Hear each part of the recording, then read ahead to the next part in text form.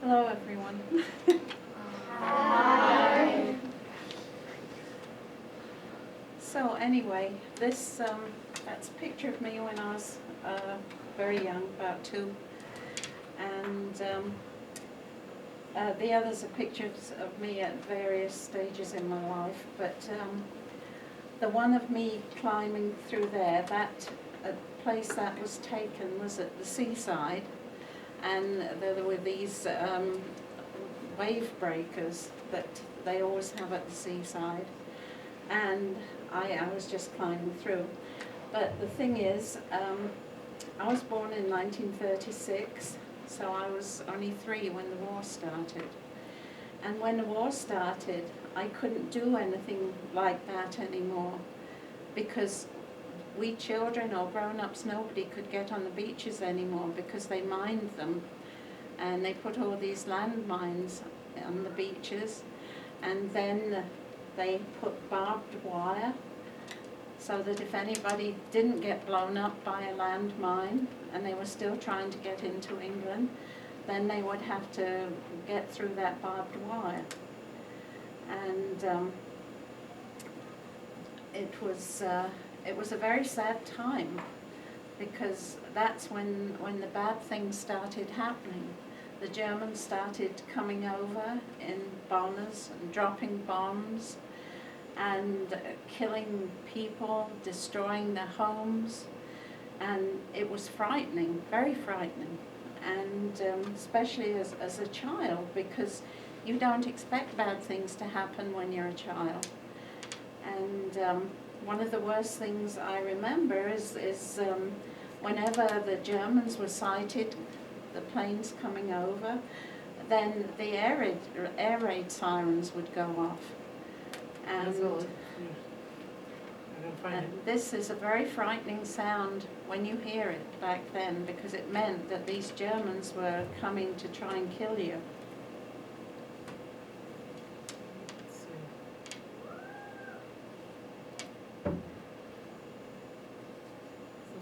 Technical troubles.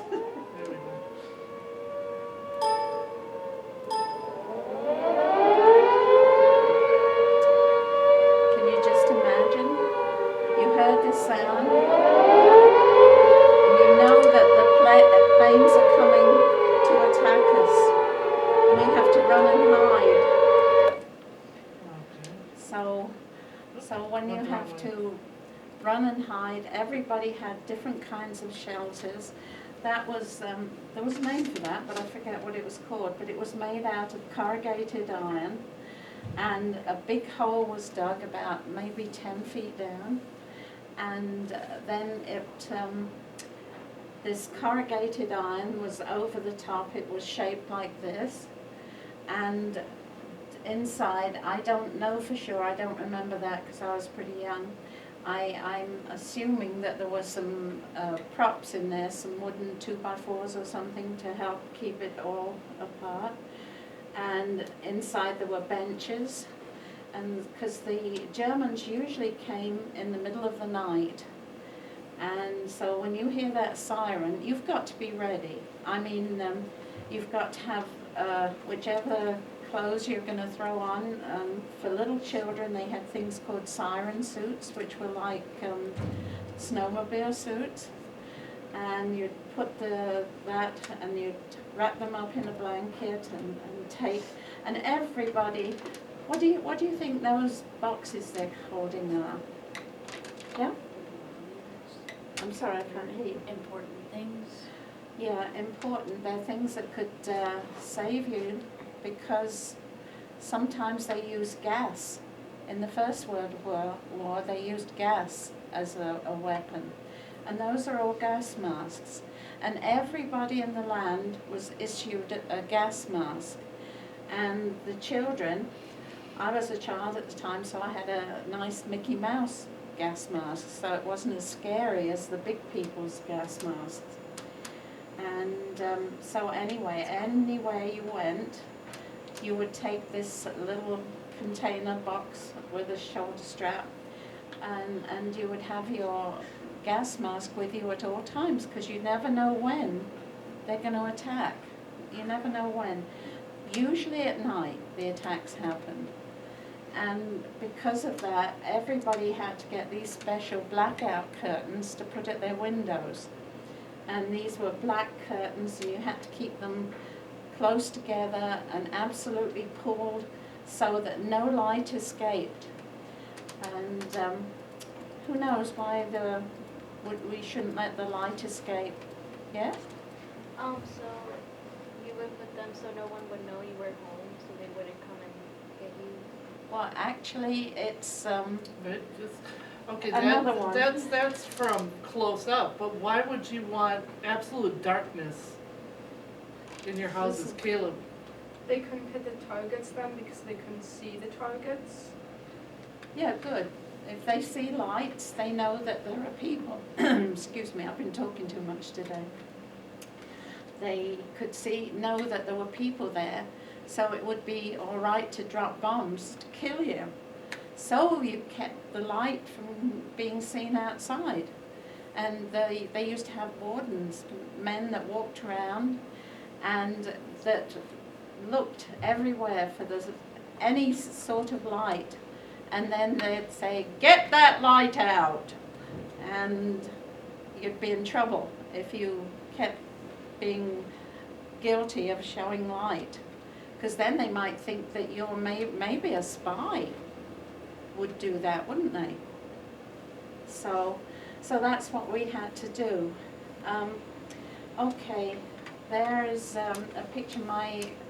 My dad was in the RAF, that's the Royal Air Force. He was a squadron leader, and what he did, he would find out which route to take and tell the pilot. So he was called a navigator, and he flew in the big planes. That's him back there. And he flew in the big planes that had loads of bombs on them. And then he would tell them when to let the bombs go, when they were over the target. And so right there, he doesn't have his wings yet. So that was when he was... You see wings right here. Yeah. So that was when he was probably quite young and hadn't learned to fly properly or something yet, because the ones that have the wings are able to fly. So he was probably still learning at that point. Now this is a mosquito. Doesn't look like a mosquito, does it?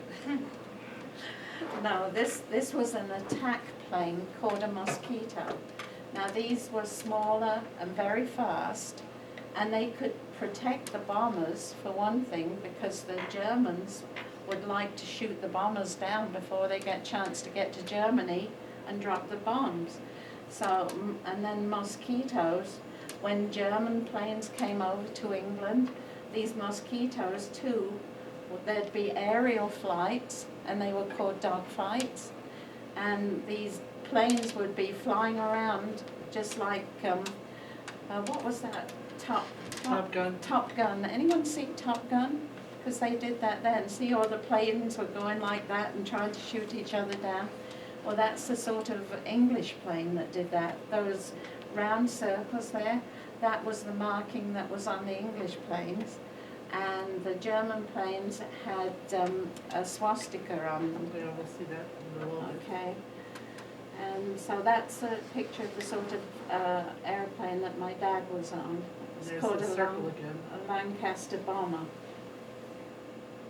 And the bombs are down there, and they would fly over to, his dad would navigate where to go, and then once they got to their destination, they would drop the bombs. So, and these are the German planes I was telling you about that came over to fight us, and then the Mosquitoes, and I forget the name of the other. There were several different types of fighter planes, and the Churchill once said, what was it, the few, I don't know it, you can look it up. But Churchill said something about the few, the that saved Britain, because these pilots, they were sent up, and there were so many of them dying, and but they did a wonderful job, and they saved us. Does anybody remember the lifespan of a pilot in World War I? Nobody remembers that? Caleb, Super short. 11 days. Wow. Now this, and World War II, a lot of the fighting was done via air power. What you want to tell them about remembering? Because remember, most of them Yeah. flew at night.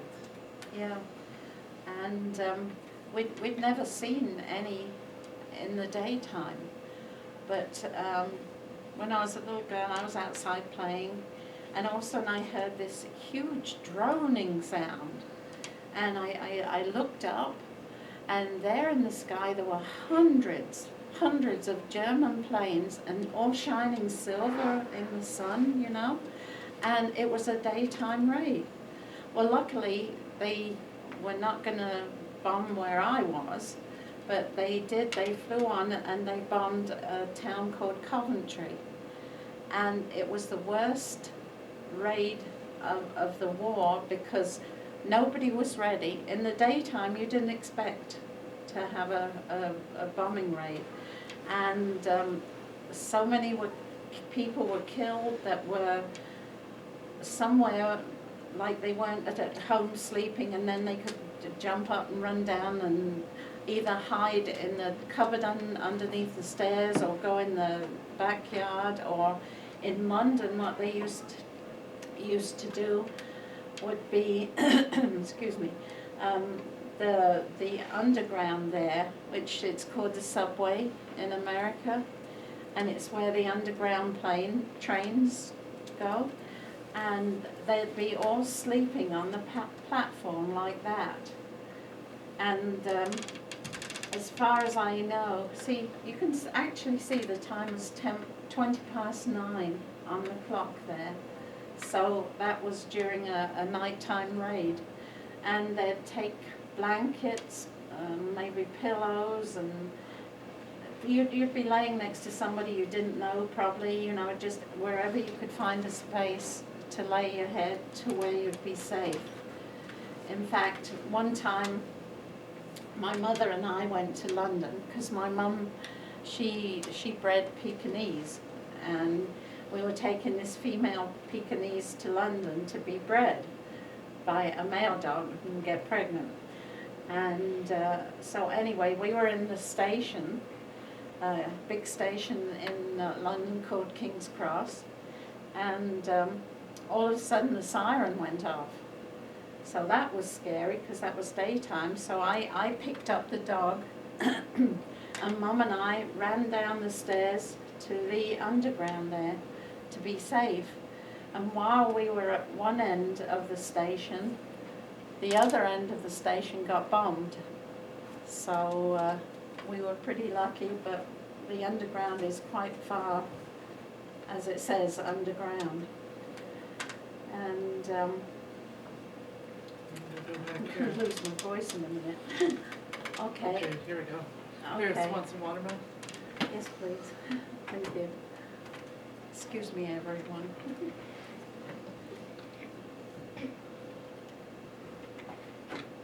Anybody know what those are called? Anybody? You should know it, they wrote it on there. Okay. Yes, barrage balloons. And what are they doing? Yes? Are they like attacking? No. What they are, they're really huge balloons. I mean, they'd be as big as this room easily. And they're attached by a cable to the ground. A wire cable. A wire cable.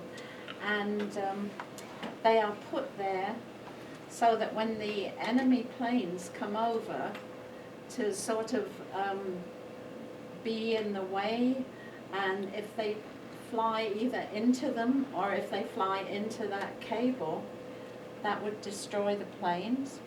And if the planes flew lower to try and get away from them, then there's gunner posts on the ground that would be shooting at them. So that saved a lot of times. It got rid of a lot of the enemy aircraft. And I remember seeing those too. And it's quite creepy to seeing that huge an object up there, balloon up in the sky. Because if the planes are flying over them, it obstructs their ability to drop bombs, or it would obstruct their view. If they try to fly under it, those wire cables easily, because remember, planes at this time were only like 20, 30 years old. The technology wasn't there. The cables would slice right through the wings, and they would. And then if they flew low enough to avoid them, then the people that are on the ground with the anti-aircraft guns could hit them. So they were quite effective. Okay, what's the next Oh, picture? sorry. Okay, this is called a pillbox, and they were placed on the coast, right next to where the sea is, and they had people in there watching all the time in case somebody was attacking and trying to come from the beaches like we did in Normandy. And there were guns, and they're there to shoot anybody that was trying to come and attack us. That's why there were so many casualties in Normandy Beach, because remember, those small boats unloaded the people right on the shore, the soldiers, and they had to run onto the sand, which is unprotected. And probably mine too. Yeah, and probably mined, landmines. And then the people were up at the Germans were up at a higher elevation, fortress like this, able to shoot down on them. And it took brave men to keep running up, take over these pillboxes so that they would be able to get more people on. But that's why so many people were shot and killed, was because they were open ducks on the sand. Okay, this is Big Bertha. It's a huge, really huge gun, which was shot from the French coast right over the British Channel to the English coast, and it's shot huge shells, and I don't know which was the furthest it went, but there were lots of towns on the coast there. It was Folkestone, Dover, Hythe, lots of places. I don't know if it went as far as London, I don't know. But it went a great deal of distance. And that was one of the Germans' weapons during World War II. Oh, that's a siren. Okay. What's that lady doing on top of her underground shelter? That's kind of weird. Trey. Making it look like it's not even here. Well, that could be one thing, but I think she's doing something else, because usually you don't water fake grass. What is she doing, Lauren? She's planting her garden. Why? Because, like, in the middle of the day, if you run low on food, you can just, like, pop out, pick something, and go back in. Yeah, that is true. What were they called in America? Bomb shelters? No. Oil shelters? What? No. What were the gardens called? Anybody, Kaylee? Victory gardens? Victory gardens. Yes. Okay. There you are. Right. Now, in the big towns, the government was really worried about the children, and so were the parents. So the government arranged to have all the children that their parents would allow to be shipped, or rather in a train, to the country places where the war wasn't affecting the people there. And the people there would take and look after these kids. And in fact, some of them went to Canada, because I know somebody that went to Canada here, a refugee. But now these kids, I mean, how would you like it if you had to leave your mother, your father, your home, your stuff, and everything, and just pack a little suitcase and go and live with somebody you didn't know in a place you hadn't been before? And, you know, it doesn't sound like much fun, does it? And not for a day or a week, it was for years. Yeah, till the end of the war. And some parents didn't allow their children to go, but a lot of parents did because they'd rather that their kids were safe, even if they were bombed out and got killed or something, that their kids would be safe, rather than have them stay in a city that was getting bombed all the time. So some of the older children, see there's a boy there smiling, some of the older children were able to accept that, but the young ones, they were really upset, and they didn't know what was happening. That little girl on the end there, she's crying. She doesn't want to leave her mother and go to somewhere strange with strange people, but her mother wants her to be safe. And you look at the looks on everybody's face, none of them look really happy. That little guy in the middle doesn't look like not too bad. Looks like he's hungry. But, That'd be like Ethan. I hope I'm going somewhere where they have yeah. good food. And I don't eat this, and this, I and this. know. So, but, yeah, it was very frightening for the kids. And they had to wear a label, just like they were something in a shop front. And then they'd go to these villages, and the people would say, well, I'll take one, and somebody say, well, I can take two. And some of them were very kind, loving step-parents. And other people just thought, oh, I can have these kids do some work for me. You know, if they were farmers, which they probably were, some of them in the country. And so there were a variety of different homes that they went to. But when the war was over, then they got to come back home to their own parents. But Or if the parents were there. yeah, if they had survived the war. Otherwise, I don't know what happened to them. Probably orphanage. Yeah. Okay, anybody recognize what that building is there? No, they wouldn't. No? Never seen them? But You it's, know? it's up there. St. Paul's Cathedral. Yeah. And so, that's a famous cathedral in London, and there the sky is all lit up, This is at night. probably from the fires of the buildings that are all burning. And there was some terrible destruction in London. It was of all the cities in England, I think that London got the worst of it, because for one thing they had docks there where they built ships and stuff, and they could sail out from there, and there was some, even the Queen's Palace got bombed. Actually, there was a king reigning at the time, but the palace got bombed, but the king and queen stayed on, and they figured that if the people of London could do it, they could do it. So, So what do you think an incendiary means? yeah. Like fire. Yes, very good, Good. Brad.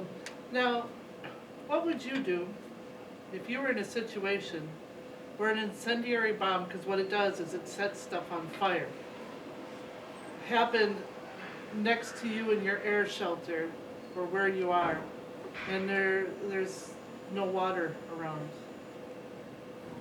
Trey, I can't hear you, honey. Like run where it's safe. You could run away from it? You could. Anybody else? like maybe fan it with a blanket or something. Try and blow it out, or fan it out, or blanket it Okay. out? What else? Anything else? Anybody have any ideas? Miranda, And you could try and put it out with dirt or sand. Yeah, that's good. Well, this happened to my stepdad. He was in the army, and this incendiary bomb happened to land near him, and there was no water available at the moment, and quite by great good luck, he happened to have a full bladder. So he managed to put out the incendiary bomb. Everybody's embarrassed. Yeah, he urinated on the bomb and put it out. So it was a jolly He good solved two job. problems at once. Yeah. Good job that he had a full bladder. Okay, here's some of the damage that was done to London. I saw that, especially when we came on the train with the dog. And it was just dreadful. I mean, it's amazing that it's all been built up again. And it seems almost an impossible task when you see that much damage. And it was all over London. Now, can you remember back to World War I? Remember when during the at the end of the Versailles Treaty, the United States just wanted peace, and Great Britain and France wanted to spank Germany, right? For reparations. What are reparations again? Cody. like repairs. Yeah. Can you understand now why France and Britain would have been more angry than the United States? Was any damage done like this to the United States? No. No, it was all done in Europe. And this was what most of London looked like after the war. Yeah, actually there were, in England, a lot of the houses are all built together, joined together. There's like a whole row of houses and they're all joined together by the next house. And there were whole rows of houses bombed out. There was no houses left in that road at all.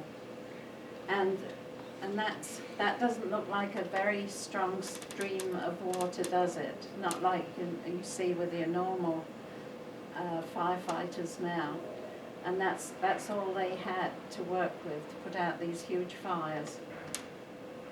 And you see that little guy, he might possibly have lost his entire family, father, mother, maybe brother or sister, or his father might have been away in the army, yes? It looks like there's a person laying on the ground next to him. There, yeah.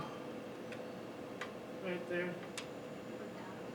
Oh, yeah, No, but they don't really look alive, do they?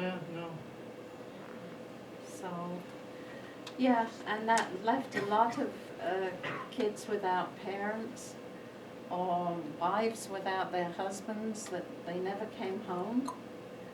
And during the war, everybody had to have a ration book. And according to how many kids you had in your family, it depended on how many rations you would get, because you had to feed. If you had a large family, you'd get more coupons because you had to feed the large family. And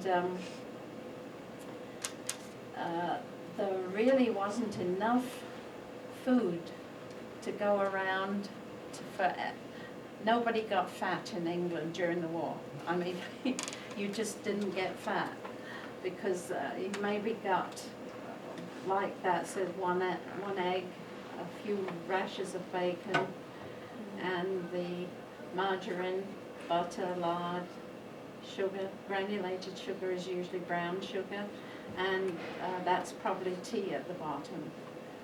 And so it paid, if you had the space, you'd make a vegetable garden, because you can always eat vegetables, at least in the summer and fall.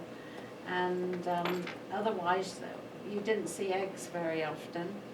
Maybe, I don't know for sure how much the rations were. You didn't see much meat. And there were long queues at the butchers. Lines, long lines. Oh, okay, Q-U-E-U-E. And you just didn't have enough food. And I didn't taste a banana till after the war. And I was 9 years old and I hadn't tasted a banana. And, or like oranges and things like that were very scarce to come by. I might get one orange at Christmas. And so, yeah, we didn't have much food available either. What are So- these called? Miranda? Yep, propaganda posters. So the one mom talked about the blackout already. And so you had to be very careful. I mean, if you drove with no lights. You know, you couldn't use a flashlight to get around. You had to get used to the darkness. They wanted you to, and I like how they use the cat, because how many of you have ever noticed a cat's pupils? When it's light outside, they're very thin slits, and then when it's dark. And that was a good way to show the people how to take it easy. Mom, you want to talk about that one? Well, it says, is your journey really necessary? That's meant to conserve the fuel, any means of, like the train, the fuels for the train. Not many people had cars, and even if you had cars, they usually ended up being put up on blocks because you couldn't get gas unless you were somebody really important. And so that's what it meant about not traveling. But one time my mum and I went to a theater and there was a comedian there. And so anyway, I was, just like most of us kids do when we're little. Mum, I gotta go to the bathroom. So Mum goes, oh, can you wait? No. So anyway, she takes my hand and I walk right down to the front of the theatre, right past the stage where the comedian's telling jokes. So he looks at us and says, what did he say, do you think? Is your journey really necessary? And it was. So, but it was kind of embarrassing saying that to us right in front of a whole theatre full of people. But that's what I said. Children are safer in the country. And notice they have pictures of smiling children. And what it causes parents to feel, oh my goodness, I want my child to be happy. I'm going to send them to the countryside. Kale. And it says a black leaf on there. Yeah. Yeah, because I mean, speaking as a parent, I don't know if I could send my boys away from me. That'd be so scary, and I'd want to see them. So it'd be one thing to send your kids for safety, but I know a lot of parents that would want them back. Right away, because you'd miss them. Yeah, but that would be being selfish, wouldn't Yeah, it? it would. Because you do it for their safety. good. Yeah. So, and that's an encouragement sign there. Your courage, your cheerfulness, your resolution will bring us victory. And in the end, and with the help from other countries, we won the war. And that's it. Does anybody have any questions? Nobody has any questions? Did you ever see a plane go down? I didn't see a plane go down, no, but I did see some of the dogfights when the planes are fighting, each other and flying around and trying to shoot the other one. But I didn't see one go down. Lauren? Where did you live during this time? Well, I lived in various places because my dad was in the Air Force and he would get sent to a different base and then we'd have to move.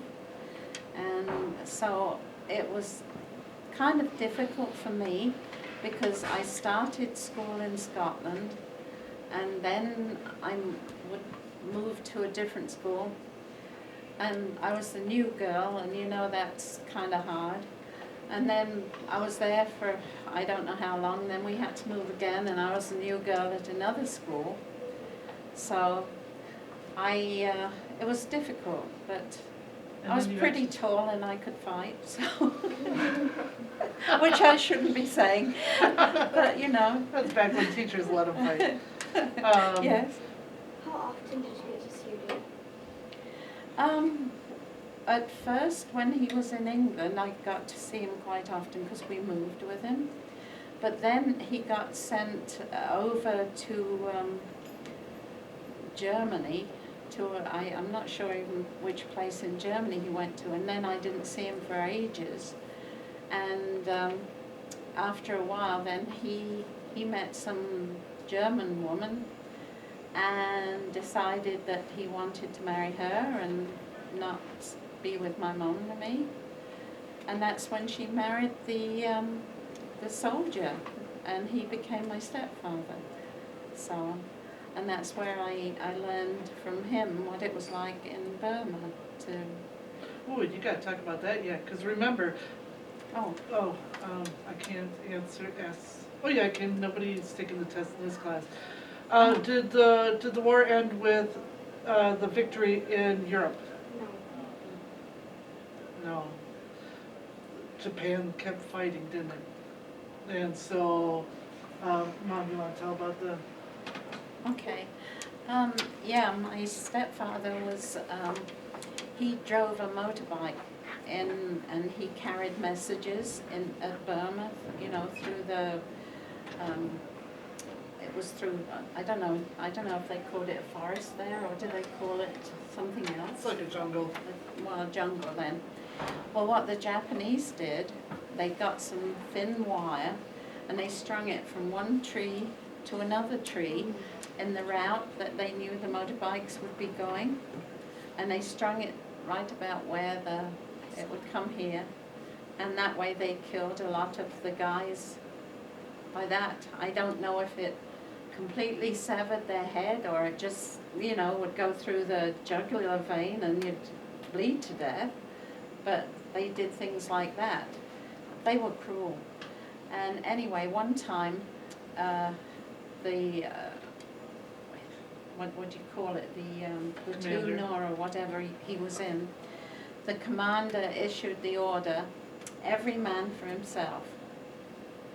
And that meant that they were in a hopeless situation and that each man would try to escape and get free.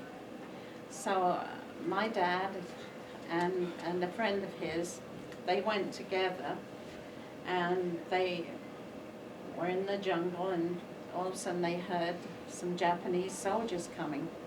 So in the jungle there were banana trees, or should I say banana? Banana trees, and banana trees have really huge leaves, and they apparently laid down and hid under these banana leaves and kept really, really quiet. And the Japanese soldiers marched right on by and didn't know they were hiding there. Otherwise they'd have shot them. So, and they escaped and survived the war. Where did you put your baby medals? In your top drawer. Oh, okay. Because I'll show them that, because it's almost Okay. time for them to go.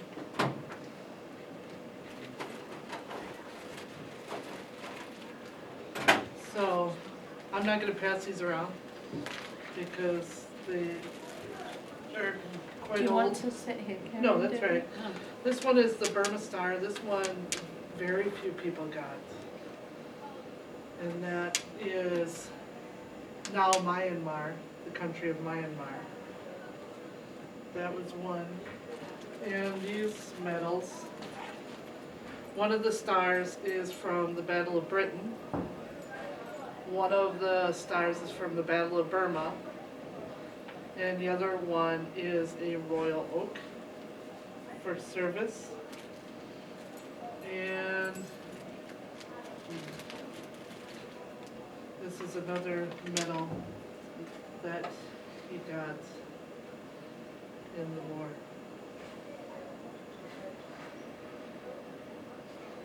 So, and it's funny because in England, they are not allowed to talk about the Holocaust because the Muslim immigrants that have gone into England and will outnumber the British residents by the time you guys are my age, have said that the Holocaust was a lie, it never happened. And so the British government no longer allows the teaching of the Holocaust in British schools so they don't offend the Muslims. And Mom will tell you about, remember there were no TVs back then. Where did you get your news? When you went to the theater. They had the news reels beforehand, little 10 minutes of news before the movies played. So, Yeah, well, we went to a movie theatre and saw in the newsreel the pictures of these people that were held in the camps, and when the GIs came and freed them, they looked like, think about the thinnest person you've ever seen, just absolutely skinny, skinny, skinny. They looked worse than that. What they looked like was a skeleton with skin stretched over it. And I mean, they were pitiful. Their cheeks were all in like that, and a lot of them had no teeth, particularly if they'd had gold teeth, because they extracted gold teeth, took gold rings, anything of value.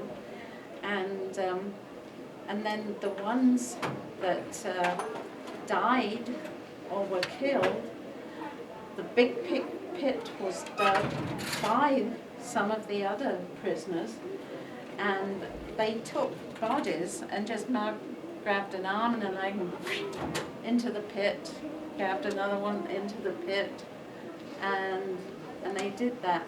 And they showed pictures of this in the news. Oh, no, we gotta go. Okay. So, here, we'll